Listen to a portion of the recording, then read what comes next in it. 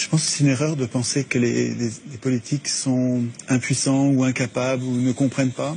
Si on renverse la perspective en comprenant que finalement ces gens-là servent les intérêts de ceux qui les ont fait élire et qui sont les 1% les plus riches de la population, à ce moment-là, c'est pas du tout une catastrophe. Vous parlez de catastrophe, mais c'est une réussite formidable. Tout se passe comme prévu. La sécurité sociale est détricotée, le chômage se porte à merveille, ce qui permet de tenailler les salaires et d'avoir des bas salaires, donc des hauts profits. Donc tout se passe bien, en fait, du point de vue des 1% qui se gavent comme jamais.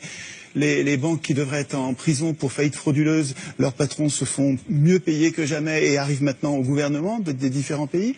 Je trouve que la situation est pas du tout catastrophique pour ceux qui financent les campagnes électorales des élus. Et je trouve que là, de ce point de vue, c'est assez logique. Hollande, il sert les intérêts de ceux qui l'ont fait élire en le faisant passer à la télé, dans les journaux. Et pourquoi une banque achète Libération? Pourquoi une banque achète Le Monde? Pourquoi le Crédit Mutuel achète le quart de la presse quotidienne régionale? C'est pour gagner les élections. Et ensuite, les élus rendent des comptes à ceux qui les font élire. Le problème, c'est que nos élus ne doivent rien aux électeurs. Que vous votiez ou vous votiez pas, c'est pas vous, ce sera un autre. Il faut qu'ils passent beaucoup à la télévision. Vous regardez les curseurs, c'est incroyable la similitude qu'il y a entre les courbes de passage à la télé et les résultats aux élections.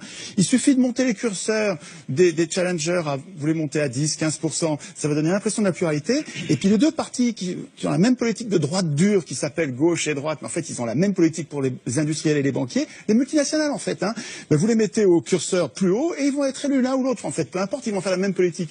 Alors évidemment, les gens sont gentils, ils croient les candidats au moment des campagnes électorales, et c'est notre gentillesse qui fait la déception après. Mais enfin, après 200 ans d'échec du suffrage universel, qui permet aux riches d'acheter le pouvoir politique, le fait de désigner des maîtres au lieu de voter des lois est une imposture politique. Nous ne sommes pas en démocratie. En démocratie, nous voterions nos lois. Nous-mêmes, un homme, une voix pour voter les lois, pas pour désigner des maîtres. Il y a un endroit où il est écrit que le peuple n'a aucune puissance. Ça s'appelle la Constitution. Le problème, c'est que tout le monde s'en fout. Nous nous foutons de la Constitution.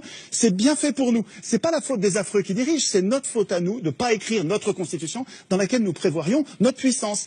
Tant qu'on bavarde sur ce que font les représentants politiques qui sont les représentants des riches, on passe à côté de la cause de nos problèmes. En ressentant la réflexion sur la cause de nos problèmes, on arrive à trouver des solutions.